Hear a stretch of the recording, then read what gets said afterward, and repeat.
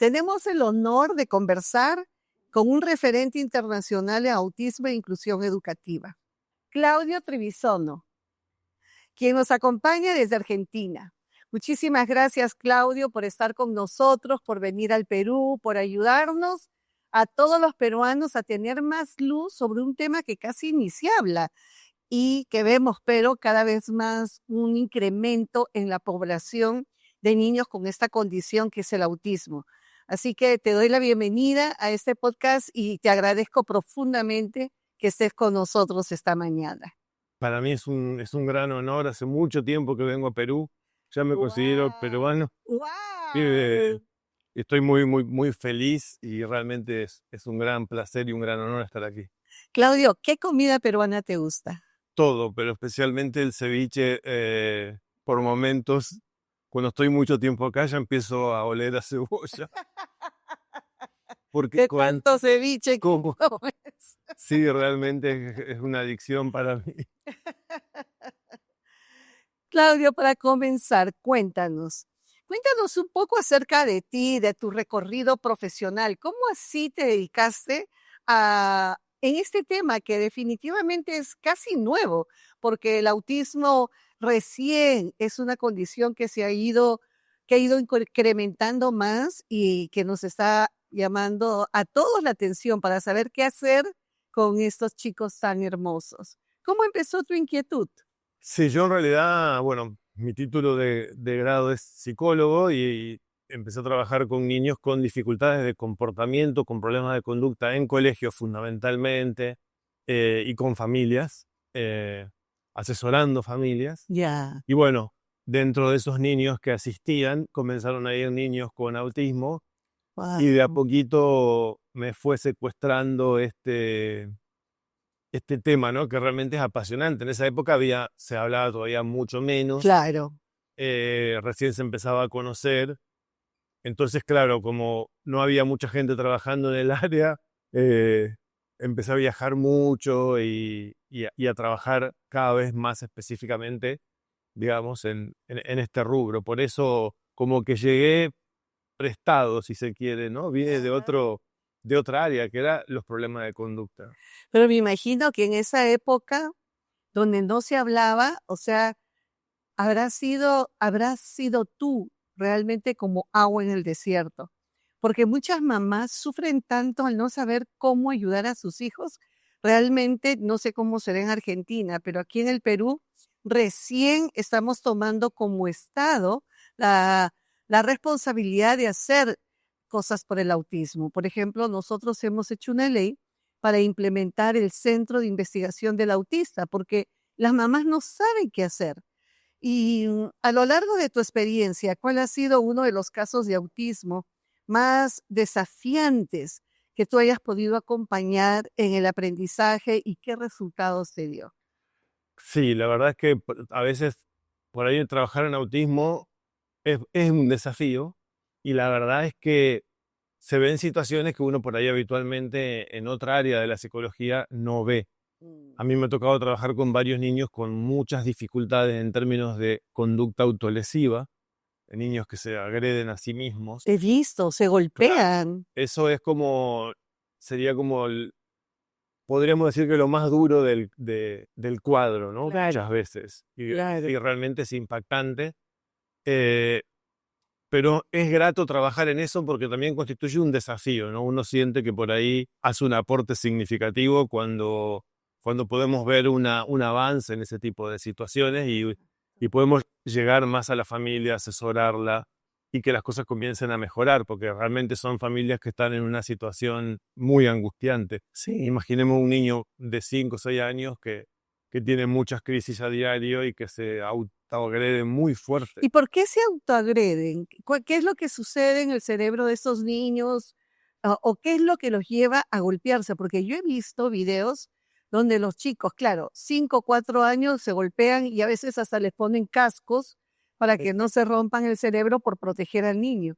Pero luego ya he visto gente mayor y es peor el cuadro, peor. Familias, yo conocí una familia que había sacado todos los muebles de la casa y había tenido que forrar las paredes con una especie de espuma Claro. para que el niño, el jovencito, no se mate, porque literalmente se golpea y se golpea y se golpea. ¿Por qué ocurre eso? Yo creo que un ejemplo muy, por ahí, relativamente simple de entender, cuando un adulto está como muy nervioso y, por ejemplo, se clava las uñas con fuerza, Sí, como una forma expresar su de frustración. desestresarse, ¿no? De expresar esa frustración y de calmarse. Muchas veces, no siempre, pero muchas veces esa conducta autolesiva viene primero de la frustración, Ah, ¿sí? Y el problema con lo que nos solemos enfrentar es que a veces es como una forma de tranquilizarse a sí mismo el agredirse, ¿sí? O Oh, sea, por no poder expresar. claro, ¿no? Y a través de la autolesión como que se regulan o se calman de esa manera. Es muy similar, por ejemplo, a los adolescentes que se producen hoy día autolesiones con filo en sus manos, ¿no? Ajá, Es como que la conducta autolesiva de alguna manera los calma o los relaja. claro, Y ahí se produce un ciclo complejo, ¿no? claro. Wow, qué tremendo. ¿Y no hay alguna manera de ayudarlos o sí existen medicaciones que su médico puede darles? El mensaje que es súper importante es que porque últimamente hay como un discurso muy fuerte de que la crisis en el autismo es inevitable y realmente es importante que las familias entiendan que no son inevitables, que se puede mejorar muchísimo y que incluso mucha gente con autismo puede pasar toda su vida sin tener crisis, ¿no? Oh, wow. Y es importante decir eso porque escuchamos lo contrario, y Claro. como que autismo y crisis son lo mismo, y no, la verdad es que no son lo mismo y sí se puede mejorar. Incluso yo tengo muchos pacientes que no tienen nunca crisis. O sea, Qué maravilla y qué esperanzador es escucharte, porque sí, yo sé que muchas familias nos verán y dirán, esto va a ser toda la vida, pero mira, sí se podría llegar al momento, hasta el momento que ellos dejen de hacer eso. sí, Wow. y también frases muy habituales son, ya, esto uno lo escucha siempre, ya probamos de todo. Sí, Ya exacto. probamos de todo, normalmente no, no han probado de todo. Entonces es importante que entendamos que aunque uno crea que probó de todo, no es así y que sí las cosas pueden mejorar y mucho. ¿Y cómo impacta, por ejemplo, para una familia el tener un niño autista en medio de ellos, Y el entorno? realmente el diagnóstico suele ser como por ahí la gente que tiene autismo en la adultez se enoja cuando uno dice estas cosas, pero ninguna familia suele recibir bien un diagnóstico de estas características, hay mucho prejuicio atrás de esto. Claro, eh, Suele ser muy impactante. Solemos tener papás que les cuesta realmente asumir la situación. Hoy día tenemos digamos, todos estos canales de información que tenemos un poco conspiran también. ¿En qué sentido? En que hay mucha desinformación. A veces vemos que esa dificultad para asumir el diagnóstico se expresa en algunas ideas. Es como que la familia evita pensar en ciertas cosas, ¿no? Por ujú, ejemplo, las familias evitan pensar en el futuro. Y es tan importante que las familias se planteen ese tipo de situaciones y de realidades, ay, porque las decisiones que tomen hoy van a impactar justamente más adelante. Entonces, si bien hay muchas dificultades para asumir, es súper importante que la familia adopte una posición lo más realista posible, porque eso es lo que va a permitir que tome decisiones que lleven, darle el tratamiento que necesite, a tomar las decisiones que nos lleven a un buen puerto, digamos. claro. Eh, y eso no siempre pasa, No, desafortunadamente. yo me imagino que una familia con un hijo autista, de hecho que tiene que tener una dinámica totalmente diferente a una familia que no. Porque claro, sacarlos a pasear quiere decir que muchos de ellos gritan, se desesperan con el ruido, hacen movimientos continuamente. Entonces, ¿qué hace eso? Llamar la atención. Entonces, imagino que cuando están en un restaurante no se pueden sentar a comer tranquilos porque la gente va a estar mirando, mirando y algunos de ellos inclusive fastidiados. Entonces, qué difícil debe ser para una familia, porque hay otros hermanitos y hay otros miembros en la familia que son más chicos y que quizás no puedan entender plenamente. Entonces yo creo que este trabajo que haces con los niños autistas, Claudio, es un trabajo de muchísimo valor, porque nadie ha pensado en cómo vive una familia con un niño autista. Y solamente de pensar en que en algún momento, yo soy mamá y abuela, imagínate, solo de pensar, si tengo un bebé autista, que algún día yo me voy a morir, ¿quién lo va a cuidar? O sea, ese pensamiento nomás sería un tormento toda mi vida, porque aunque no quiera, lo miraría y estaría presente. Si no estoy yo, ¿quién lo va a cuidar? Es que sí, en realidad eso es lo que la familia, después de un tiempo, cuando se asume el diagnóstico, comienzan a pensar, ¿no? Pero realmente es importante pensar eso. No es negativo, es positivo pensar eso, porque eso me lleva a moverme, a tomar decisiones en favor de trabajar por la autonomía, ¿verdad? Ujú. Sí, la dinámica familiar se altera muchísimo. Hay muchas cuestiones con los hermanos, por ahí de celos, por la Claro. atención que se le... Todo eso son cosas que se deben trabajar. En general, en este rubro, el trabajo más importante es con la familia, porque los terapeutas vemos a un niño muy poco tiempo. eh, lo que hay que modificar es el ambiente de ese niño. Ujú, ujú. Y ellos, ¿a qué edad yo puedo saber que mi hijo es un autista? En realidad diría a los 2 años. Lo que pasa es que mientras más, incluso más pequeño, pero mientras más pequeño hay más probabilidades de que el diagnóstico pueda tener errores, digamos, o sea, un falso positivo o un falso negativo. Se supone que a los 3 años ya los niveles de confianza en el diagnóstico son muy significativos, pero se puede tener un diagnóstico mucho tiempo antes, a los 2 años o incluso antes. Y desde tu mirada profesional, ¿por qué es tan importante la detección y la intervención temprana del autismo? ¿Y qué ocurre cuando llega esto muy tarde? Porque tú me dices a los 2 o 3 años, ¿no? Pero ¿qué si el papá, qué sé yo, pensó mi hijo es así y a los 5 años recién se dan cuenta de que el niño tiene autismo? Claro, lo que pasa es que mientras antes uno comience con la estimulación, con la terapia, tenemos que tener en cuenta que la terapia para un niño con autismo es una terapia que lo que no es la terapia tradicional. Nosotros lo que intentamos es enseñar, Ya, ¿no? Si tenemos un niño que tiene una dificultad para comunicarse, lo que intentamos hacer con una terapia es darle herramientas para que se comunique, ya. ¿verdad? Más que terapia, podríamos hablar como de dar herramientas de aprendizaje, de comunicación. Y mientras antes comencemos con eso, en general nos va a ir mucho mejor. Esto es especialmente cierto en el ámbito de la conducta. Cuando tenemos muchas dificultades como crisis o problemas de comportamiento significativos, también esta idea de empezar temprano es súper importante. Mientras Mm. más grande es un niño, más complejo es el manejo de la conducta, ¿no? Claro. Ahora, normalmente tú que llevas años viendo este tipo de niños, ¿los niños se apegan más a la mamá o al papá? Y no, normalmente se rían más de la mamá. A la mamá. Qué Yo hago chistes increíble. con eso. ¿Ah, sí? A veces le pregunto a algunas mamás, ¿para cuándo programaron la cesárea? Y las mamás por ahí me miran como, ¿qué me está queriendo decir? Exacto. Y tenemos, sí, O sea, más se apegan a la mamá. sí, no, por supuesto que hay, Pero no, al papá, pero pero lo habitual es que tengan una relación mucho más profunda y cercana con la mamá. con la mamá. Y más si son hijos varones, te aseguro. Sí, y claro, y en general en autismo vemos muchos más niños que niñas. Exacto, Claudio, ¿por qué? Ahí hay varias teorías al respecto, digamos, pero no tenemos una respuesta cierta de eso. Oh.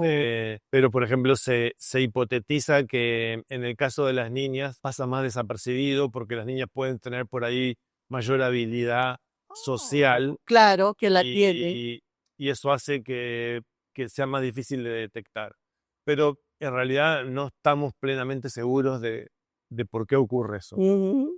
Qué interesante, es cierto. Sí, Muchos mucho hay... más varones. Ahora, el hijo que no tiene autismo igual, siempre está más pegado a la mamá, o sea, eso es algo que es, ¿no? Y las mamás cuando yo doy alguna conferencia y digo, bueno, ¿cuántas tienen un hijo varón? Todas levantan la mano y les digo, sí o no, que son tiernos. ¡Ay! Las mamás se derriten, porque hay siempre una conexión muy linda entre el hijo varón y la mamá. Es muy lindo. Ahora, entrando a la inclusión educativa, Claudio, desde tu experiencia en distintos países, ¿cómo definirías hoy la inclusión educativa real y no solo declarativa? Sí, es que en realidad en Latinoamérica hay mucha inclusión educativa que es declarativa, pero que en, Exactamente. ¿en qué sentido ocurre eso? Bueno, por ejemplo, en Argentina muchos estados, en Argentina la educación es por estado, Ya. cada provincia tiene su propio ministerio de educación. Oh, wow, eso no es Claro, igual acá. no, y por ejemplo, algunas provincias de Argentina cerraron las escuelas especiales.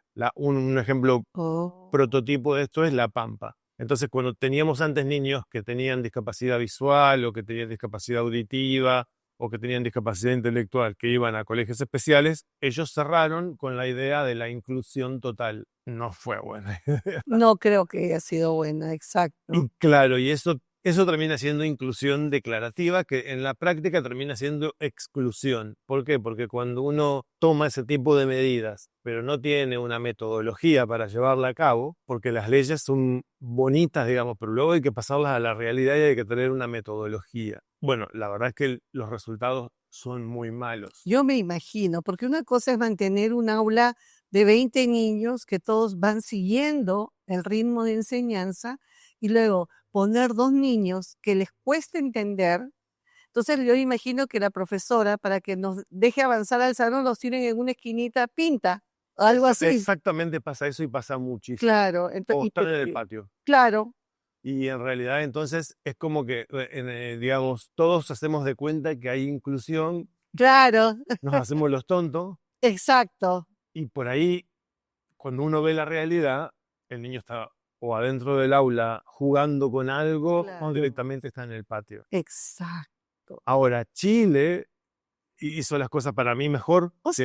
que Argentina. Chile tiene un sistema digamos, diseñaron un sistema para hacer inclusión, a donde tenían 2 alumnos por aula, a donde tenían un criterio para seleccionar a los alumnos que más se beneficiasen con la inclusión. Claro, porque no todos se Exacto. pueden beneficiar. Y bueno, y el colegio tenía un financiamiento especial, que para mí es el mejor sistema que de Latinoamérica, yo creo que el mejor sistema se llama PIE. Ya, De cualquier manera, hoy día ese sistema se sobrecargó, funcionaba perfecto, pero hoy día está como saturado, es decir, ya, empezaron a incluir más niños claro, de y los ya que pierde. nos da la capacidad y el recurso humano.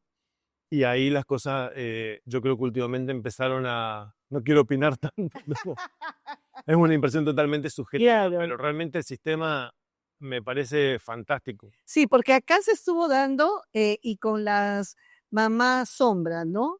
O alguna persona que las mamás paguen para que estén todo el día con el niño.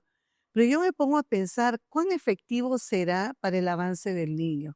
Porque acuérdate, una familia que paga, la sombra, le paga pues como un sueldo completo. Entonces, Claro. ¿para qué yo trabajo afuera? Si casi es para lo único que me alcanza es para pagarle a la sombra de mi hijo. O sea, qué difícil. No, y además, no sé hasta qué punto, para tener una comparativa, en el sistema PIE, en el colegio está Ya. todo el tiempo, hay un fonoaudiólogo, un educador diferencial y un psicólogo como obligatorio, que tienen una cierta cantidad de trabajo que cumplir con cada alumno que forma parte del PIE y una cierta carga horaria que cumplir con el docente. Entonces es un sistema que está bastante bien implementado y aceitado. No hay tutor sombra. Ahora están hablando de la posibilidad de tener algunos, y hay algunos colegios que lo tienen, pero claro, el niño que está en inclusión es seleccionado, digamos, entre comillas, basado en las habilidades que tiene, es decir, podría eventualmente estar sin un tutor sombra. Claro, que esa es la idea, ¿no es Claro. cierto? En ese tipo de colegios no solamente tienen, digamos, el colegio con el currículo normal, sino que tiene ese tipo de atenciones especializadas que le Claro. suma un montón. ¡Wow! Yo no sabía, voy a investigar. ¡Qué buen sistema! Para mí, de Latinoamérica es lo más, lo más. Y en los sistemas educativos de nuestra región, ¿cuál ha sido, bueno, el error más grande que tú crees? Sí, yo siempre uso un ejemplo para que lo entendamos muy fácil. Si yo hablo, bueno, aquí en Perú que tenemos mucha inmigración japonesa, ¿no? Ajá, Yo hablo perfecto japonés, pero voy a un aula donde hablan alemán, digamos, probablemente me frustre mucho. Demasiado. Entonces, si un niño necesita un ambiente donde tienen que ser 5 o 6 niños, 7 niños, hay que darle ese ambiente y hay que darle algo más especializado. Y el error principal para mí es ese, es decir, un niño que tiene que estar en una clase donde hablen japonés, meterlo en una clase donde hablan alemán, porque todavía no tiene las habilidades por ahí para comprender la clase, lo que se está diciendo. Entonces necesita un tutor, pero pasamos a tener como una isla dentro del aula. Claro, O sea, tenemos un aula y está la isla ahí con el tutor. claro, claro. Ese generalmente a mí me parece el error mayor. Ahora, tú como educador, ¿crees que deberían de haber colegios especiales solamente para niños con autismo? No sé si para niños con autismo, pero yo defiendo que existan colegios especiales. Siguiendo con el caso de Chile, existe este sistema en Chile, pero los colegios especiales continúan. Ujú. Por ahí yo creo que hay países que tienen como una fusión a donde el colegio especial está dentro del colegio regular. Eso me parece una idea interesante. Maravillosa, sí. Pero yo defiendo que la educación especial tiene su rol que cumplir y que lo que hay que hacer es definir qué niño se beneficia ¿Con qué? con qué sistema. Exacto. Y también hay que entender que hay escasos países del mundo que han eliminado totalmente la educación especial. Los países nórdicos, que nos llenamos la boca hablando de lo inclusivos que son, tienen educación especial, ¿no? O sea, no la han eliminado. Y son países que todos estamos de acuerdo que hacen las cosas bien a nivel Pero de educación. sí, Em, Creo que lo que nos falta son más criterios, ajá. pero no eliminar la escuela especial, no. No, yo tampoco creo. Sí, porque van a avanzar. Yo tengo fe que los chicos van a avanzar. Yo he visto chicos que después de tener terapias, después de tener, bueno, el amor de su familia, qué importante es la calidez de una familia para ayudarlos en todo este recorrido. Qué increíble. Y luego, nosotros y acá desde el Perú hemos legislado 2 leyes, bueno, varias leyes, pero hay 2 leyes. Una que es la alerta Amber para que el niño con discapacidad sea buscado, porque acá antes era, cumple 18 años, ya no lo buscan más. Como si a los 18 años yo no soy autista, Claro. ya no tengo síndrome de Down, ¿no? Logramos hacer de que sea hasta que 80, 90, no me importa, búsquenlos. Y luego, En su Instagram lo dice. y lo vistes. Y luego hicimos otra ley para buscar 2 aulas para niños con discapacidad. Pero yo creo que es más para niños que tienen, por ejemplo, el problema de que no pueden caminar, el problema que tienen autismo, pero sí pueden estudiar, ¿no es cierto? Eso es clave, lo que me dijiste hace un rato. Uno tiene que ver, analizar El criterio. exactamente si le va a servir. Claro, y ahí es donde se suelen dar las dificultades de pasar, digamos, por ahí la fría letra de la ley, reglamentarla y pasarla a la realidad. Claro. Ese aspecto a mí me parece súper clave. La ley es súper importante. Ajá. Es como muy similar, ¿no? Esto que yo contaba del PIE en Chile. Claro, Son 2 niños por aula, 2 con ciertas características. claro, Pero claro, hay un criterio, había, porque ese criterio hoy día está desdibujado, pero hay criterios como para decir, bueno, este niño se va a beneficiar de esto. claro. Y yo creo que lo ultra importante y lo que por ahí puede hacer la diferencia entre algo que sea muy exitoso y no, es encontrar ese criterio y gente capacitada que baje eso a la realidad, ¿verdad? Claro, eso, el criterio. Luego, pensando en el futuro, Claudia, ¿qué debería cambiar con emergencia en nuestros países para garantizar una mejor calidad de vida de las personas con autismo a lo largo de su vida? Bueno, el financiamiento, primero. Creo que lo más importante es eso, ¿verdad? Faltan muchas instituciones y a veces no nos damos cuenta que en realidad tampoco es tanto financiamiento. Yo quiero dar ejemplos muy claros. Supongamos familias que tienen niños que tienen dificultades de comportamiento, ¿verdad? Ujú, Uno piensa, bueno, qué costoso dar tratamiento a tantos niños, pero en realidad esos tratamientos pueden ser grupales. Uno puede entrenar un montón de familias, incluso hacerlo vía digital, digamos. Si los estados podrían aumentar la cantidad de servicios, mejorar mucho la calidad de vida, no necesariamente gastando un dinero que por ahí a veces no existe o no está. Creo que hay que ser inteligentes, tratar de fomentar muchos espacios a donde se asesore, se brinde asesoramiento para mejorar la calidad de vida de la familia, tratar de fomentar espacios a donde se reúnan. Yo tengo muchos pacientes hoy día que los atendimos de niños, ya son adolescentes y hemos tenido que crear espacios para que ellos se junten. Todo eso, o sea que con poco, si se hace inteligentemente, se puede hacer más de lo que uno quizás se Claro. imagina, ¿verdad? Ahí me parece que tenemos que apuntar mucho. En Israel hay un centro muy grande de autismo, no sé si has escuchado de ellos. Es un centro, atiende 1000 personas diarias.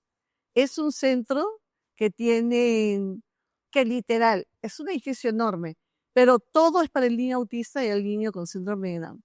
Y a la hora de comer, o sea, después de la merienda, de haber pasado, porque tienen diferentes tipos de clases y los chicos van aprendiendo diferentes cosas, ellos tienen el tiempo de almorzar. Y a la hora que almuerzan, es increíble cómo entre ellos se hacen amigos. Y hablan, y habían otros que estaban escuchando música, y me pareció, wow, ¿cómo han logrado hacer esto? Y me dice, nosotros atendemos 1000 chicos en esta escuela. Sí, a mí me pasa, no, nosotros esto que hicimos con nuestros adolescentes es porque teníamos, digamos, tuvimos niños en inclusión durante toda su infancia, ya en la adolescencia se comienzan a separar. No es que los jóvenes sean malos Claro, o tengan mala intención, sino que comienzan a tener intereses diferentes. claro. Y nos dimos cuenta que las personas con autismo, digamos, decimos en Argentina, la pegan más con otras personas con autismo. Wow. Entonces al final nos pasamos años intentando, Algo. digamos, como incrustarlos Ajá, y ellos mismos se terminan juntando luego más adelante, ¿no? Creo que eso hay que tenerlo en cuenta y no forzar nada. no, Eh, pero sería lindo que existan, por Claro, ejemplo, grupos de apoyo. No, solo el área social, no tienen que hacer nada, solo estar juntos y que hagan lo que quieran. Puede haber pintura, puede haber lo que sea, y el que no quiere hacer nada, que no haga nada. Pero por lo menos tener, yo pienso, sábados en la mañana, mi grupo, ¿no? Creo que eso ayudaría. No, y además también es un lugar donde la familia lo puede dejar y quedarse tranquilo y la familia Sí. merecen un respiro también. Claro. Y yo vuelvo a insistir en algo, porque a veces el tema del dinero es un tema, Ay, sí. pero ese tipo de cosas no Porque las municipalidades podrían hacer ese tipo de espacios. Sería sin gran costo. lindo. Claro, claro, sin gran costo, porque las instalaciones ya están. O las iglesias. Las iglesias también podrían hacer este tipo de ayuda para la sociedad, porque tenemos que ayudarlos. Es una gran población que va en aumento. Ahora, ¿tú has visto alguna vez? Yo sé que los niños autistas, muchos son genios. Sí, he tenido varios pacientes con características peculiares, sí, Qué increíble. ¿Ellos pueden lograr tener algún trabajo estable? No. sí, no, definitivamente sí. Sí, bueno, las personas con autismo que llamamos TEA nivel 1, descartado que sí pueden, digamos, con ciertas adecuaciones. Y luego eso depende de los estados, ¿no? En Ya. Argentina, esto es una gran pena que se deterioró mucho también. Así como se ha deteriorado la escuela especial, en Argentina existen figuras como centros de formación laboral, por ejemplo, Oh.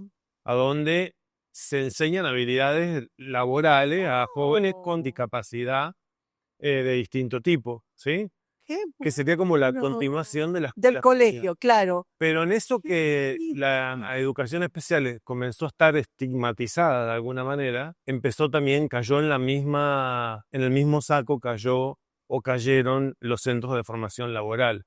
Entonces comenzaron a desaparecieron algunos talleres protegidos también. Uy, qué pena. Exacto. Porque estuve en Inglaterra, en London, el año pasado, y me sorprendió porque la cafetería, una de las cafeterías que cuando tú pones cafetería de autor para visitar, era una cafetería que era atendida por niños autistas y con síndrome de Down. Y era hermoso. Ellos son los que atendían, ellos son los que llevaban, claro, que el café no siempre te llegaba completo, porque algunos llevaban medios ahí derramados, pero verlos a ellos trabajar era como, wow. Yo no sé qué organización habrá estado atrás de esto, pero me pareció tan bello. Y la persona que iba sabía que iba a ser atendida por un niño Claro. con alguna capacidad diferente. Entonces estaban listos para, ¿no? Para que si había algún accidente, está bien. Perfecto, pero no hay que irse a Inglaterra. En Buenos Aires, por ejemplo, hay un restaurante. Yo ahora desafortunadamente no recuerdo el nombre, en Ya. Palermo. Ahí yo no fui. En Chile hay una cafetería que es Gracias por Conectar. Ahí sí fui, todavía no fui. No. Sí, ahí sí fui. Eh, Falta en Perú, tenemos que hacer algo, porque es un lindo proyecto de vida. sí, además tienen un sistema de letras, ¿no? Y colores que hace que sea fácil para ellos orientarse por ahí a Claro, quién le tienen que llevar qué. claro, Em, y tienen los turnos son un poco más flexibles, no están tantas horas. claro, Yo conozco la cafetería en Santiago, ya. no pude ir al restaurante en Buenos Aires. Pero qué hermoso proyecto. Eso hay que decirle a todos los emprendedores peruanos, que el peruano se caracteriza por ser un emprendedor. A todos, en algún momento, pero es así, clic, y saca una empresa. Bueno, ha sido un gusto tenerte, Claudio. Sé que no va a ser la última vez con nosotros. Necesitamos que vengas más tiempo para poder hacer reuniones con padres de familia y la verdad que es tan necesario porque acá no tenemos mucho. Así que muchísimas gracias por venir. Gracias. En tus redes sociales, ¿cómo estás? Claudio-Trevisono con doble N. Para mí ha sido nuevamente un enorme placer y un gusto muy grande estar aquí. Gracias, gracias, Claudio. Ha sido un tiempo precioso con el psicólogo Claudio Trevisono. Nos vemos en el próximo conversatorio con Milagros Hawaii.